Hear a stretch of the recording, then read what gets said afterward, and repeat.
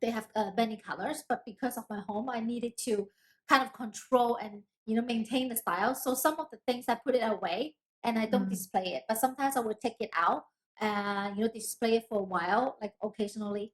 Yeah, so I Mm-hmm. keep it mainly the white, gray.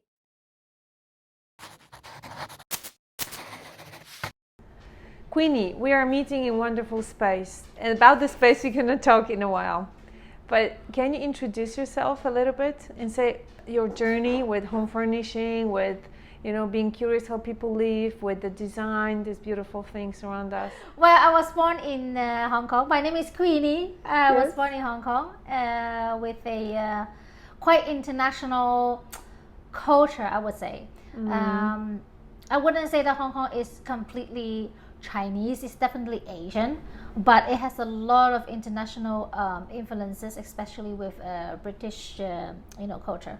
But Mm. of course, in Hong Kong, you are able to be being exposed with a lot of different things and brands and people and all those things. So I think that I was born with this wider or more open mind with colors, shaped culture, language. I think I was born with that. And then, of course, in a little bit when I was around 10, I moved to America, and that's where I also received my most of my important education from high school to university, and that's where I really built and learned interior design and drawings, and I really like to draw when I was young. But then of course I grew out of drawing because like one of my art teacher actually told me that, oh, you should try your best to enjoy drawing in high school, because when you grew up, it's hard to have a lot of people appreciate your work, and then it's real, because people Yeah. always about looking for jobs and earning a living. But anyway, so that's where I developed interior design. I actually don't know why I like interior design. I think it also has something to do with because I'm a Cancer. We love home. I love home. So I guess that I always wanted to have my own home, and then put things that I like. Because Mm. when you were little, you always live with your parents, and they always have different style. So I wanted to get Yes. away and have my own thing. Yes. But you said about multicultural Yes. Hong Kong. Yes. How does it reflect in your house? Um, I think that in a period of time, I try to have a modern home, but I think, like I said, I think that when I grow up older, I learned to appreciate more about my own culture, where I'm from. So I wanted to have a little bit of my bits and pieces of Hong Kong with me. It could be some bottle, it could be a book, like something that I want to represent who I am. So I am not completely Chinese, not completely Hong Kong, because I'm Hong Kong and America. So I want all of this to present who I am in home. That's amazing. You're going to show us something. Do you think that your immediate space, your direct space, influence your life? Immediate space influence my life. Yes, it does. It does. How come? Um, I'm actually not quite sure about your immediate space, like where I am, or Yeah. How you live. Like I'm just wondering if this how you live would influence your way of living, your happiness, your well-being, whatsoever, right? Because people live in a different spaces, but I'm not sure they understand how the space really influenced them. Okay. Yeah, and then your space is just amazing. You feel like I feel super calm, like, and it's but at the same time you're not bored, right? So I'm just thinking, and asking you, do you also feel it, and also how you create your space so that you also have this kind of energy, right, for your life? I think for me, most important is, of course, I spend most of the time in the living room and dining. I think for most of the people that's true. But for me, I make sure that in most of the spot that I sit, for example, here right now where we're sitting, or in the sofa, or maybe from the working desk, when I look up, my view has to be something I like, because I don't want to just as a whole. I look at, okay, the living room, the sofa, this is how it looks like, this is the main presentation of my home. But no, I think from different corner of my room. For example, where you're sitting, when you look at that is something I like. But where I'm sitting, I have something to look. You know, even though if I'm working from home, if I sit here, I'm looking at the computer. But if you look beyond the laptop, you see something else in your home that you like. So for me, it's like wherever you see your favorite spot or different spot, you look up is something that you like. Yeah. What do you think home furnishing and also the way people create their space, their houses, their flats, is important? I mean, because you work in this industry, right? So, and you have a lot of experience, you go to people's houses, homes, you know, you see, you observe. And do you think it's important? Yes, I think it's important because I think one of the things I would say is you should make the space yours, but not let the space make or control where you do activities. I think that's most of the people, not wrong, but that's they don't think like that. They think like, okay, if I'm given a square spot, I'm gonna try to put something here because this spot was designed for a living room, or you have a bedroom, and that bedroom you have to put a bed, because nobody say you cannot put a bed in the living room, because if you buy an apartment or house, it's just a space with walls, and you should not treat it as this is a dining room, even though your real estate person tell you that this is a nice dining room because it has this window, no, you do it because of what you need and what you feel comfortable in that space, and you could put a bed here instead of sofa. Why not? Yeah, why not? And I can see that we have a bed, two chaiselongs, Yeah, it's a chaiselongs because you know why? Because I always sit here when I watch TV, and then I found out that when I used to have a normal sofa, I never sit straight. I always like you lie down like that, instead of, and I don't know where to put I always need to find a footstool or something else or coffee table, put my feet on the coffee table. I'm like, why don't I have a such lounge? Yeah. And two things, two of them. Absolutely, it become a bed. I actually thought about putting a bed out there, but then I didn't. And because, but this is cool. Because, this is cool. Because I have this and I have to find some place cool. to put this now. This is cool. But in the future, I probably would. Queenie, you told us that you were born in Hong Kong, you lived in US, and now you live in Shanghai. What is the difference between Western and Eastern attitudes or home and space? Because I find it super interesting. There is many differences I can see, but I bet with your bigger experience, you have more insights on that. What is the difference between Eastern and Western? You mean like in the sense of placing your furniture, or in all senses? This background is different. People in Europe, in my opinion, cherish more the spaces, or at least this is a trend, right? There are more and more people who are really engaging. Okay, how I design my kitchen, is it functional, and so on. And now living in Shanghai, which is one of the biggest cities in the world, I'm confused. People live in the different spaces, really small ones, having the kitchen outside or on the balcony, of course, because of the space limitation. But I'm not sure whether they know they can improve something or not. But it's also a bit of an Asian attitude, right? That people adjust it like that, So I think I bet they are super small space living ambassadors. Yes. But do you, with your experience, did you have the kind of did you observe kind of similarities or differences within those approaches? Like US maybe and Hong Kong, or Shanghai, US. I think the difference is I think even though now with a lot of modern influences now in Asia world, we are still quite bound with the space that we are given. Like what I just mentioned earlier.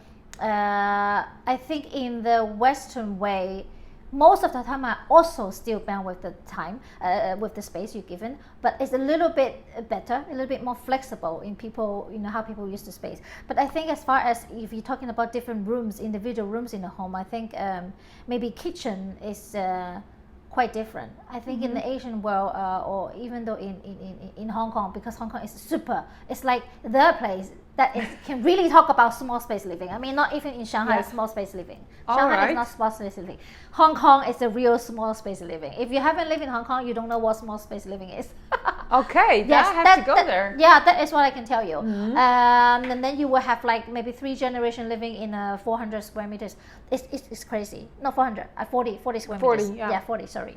So, but when it comes to the kitchen, is usually only one person is allowed in the kitchen, is the person who cook. And mainly in a lot of households, there's only one person who will cook.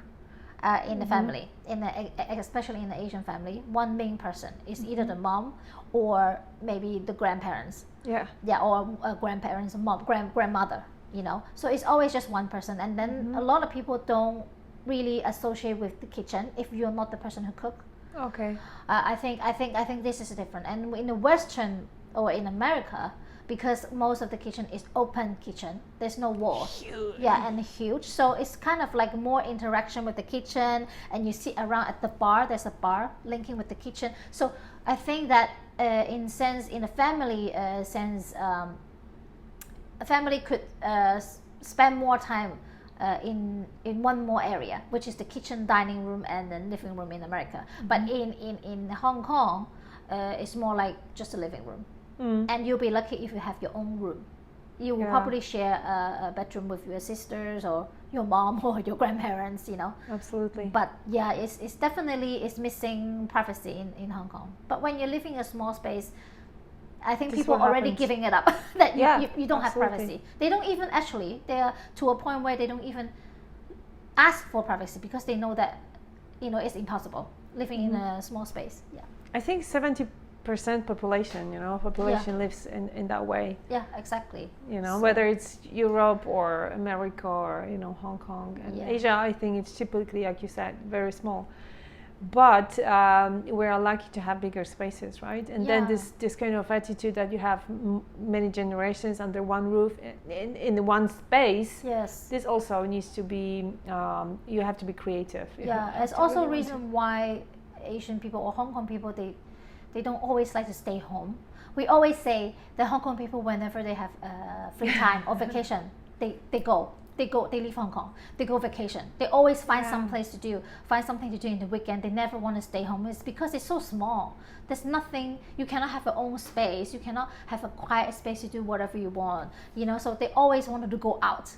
So people always get the impression of, Hong Kong people always like, you know, outgoing. They wanted to go out and go everywhere. They need to travel even during COVID. They're like, when can I travel? You know, itching. I need to Yes. go out to restaurant, bars or something, a cinema. Yeah. Because it's hard for them to stay in home. And it's also hard for them to call a home that I love my home because it's so small, you know. It's very difficult. But you're right. That impacts how you live, right? The way of Yes. living. Yeah, and then that's why neighborhood is better.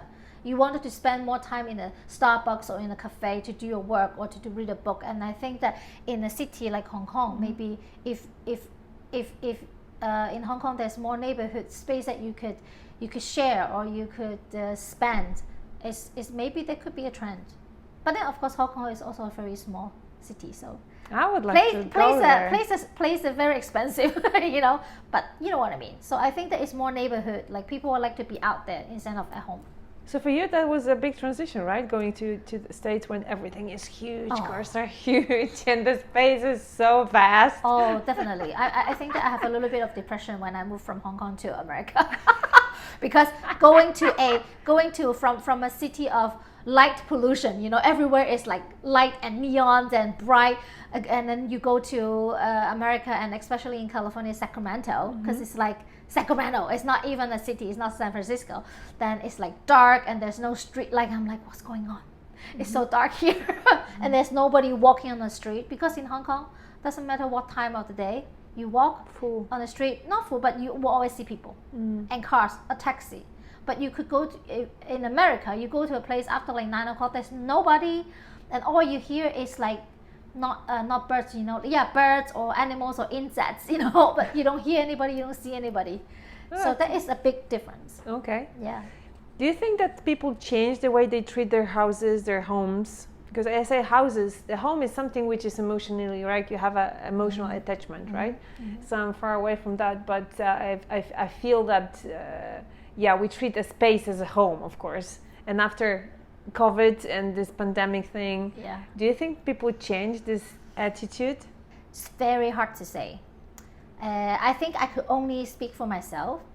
I don't know if it's because it has something to do with me, my background, interior design or something. I always more sensitive to the home, but I don't feel like I have a lot of change in my home.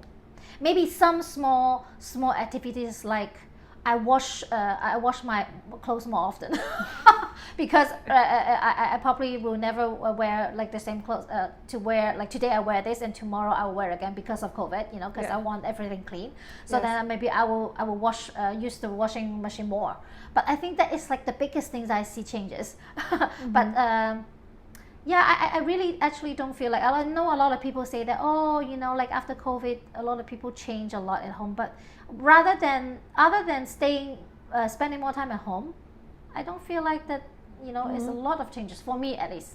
Yeah. You remember we have a big report that we talk about how people treat their homes as a sanctuary. You have to, you have a special space for yoga practice, and you have to have your private space, and you have to have the, new activities coming in the, in the space, right? Yeah. So I was just wondering, but I think Asian, I mean, particularly China now, we don't have this. No, it was a very short period. Yeah. I think that I understood, like, okay, maybe for a period of time we were closed, and then we couldn't go out, and then we started doing yoga. But it's like a feeling. I feel like a lot of people are already going back to the way they were. Not doing yoga at home, but doing yoga outside. You know what I mean? I mean, by understanding the Asian culture, I think, I'm not talking about Asian culture. Asian people would like to go out, but I'm just thinking city life.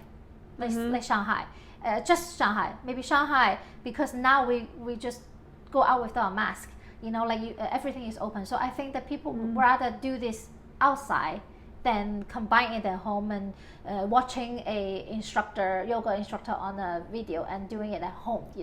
I'm sure that it will affect some of the people. Maybe some people are really comfortable not going out, and having this at home. But I think most of the people are still wanting and looking for the way they were. Like going out and meeting people and things like that. But that's just my gut feeling. Because this is what I just a question popped in my head. We are in this space which is very individual space. I can see that you have you have the same things like the books are quite the same and then the things. But do you think that, having your own style, is it hard? And also, should people really focus on this? Because sometimes when I'm observing, people don't know where to go with their style, but they put everything, or they buy many things, or they just go through the colorful magazines, which is kind of, putting you very remotely to what you actually would like to have inside, but you follow some trends, you know what I mean? And then people lost. Yes. They have everything and nothing, And do you think it's important? And also, how do you do that? Very good question. I immediately think about my sister, because of course she, like most of the people, they like a lot of things. It's normal when you go out, you see magazine, you go to IKEA, or you go to other shops, you see, I like this, I like that, without knowing the interior design, without knowing the texture and then the shapes, how they go together. They just know that they like it. Yes, and then they will buy it, and then when you buy it and put it in the home, it becomes like a flea market. You have everything. I think that happens to everybody, but I think for me, how do I say that? I think maybe it takes a little bit of time to learn who you are. Not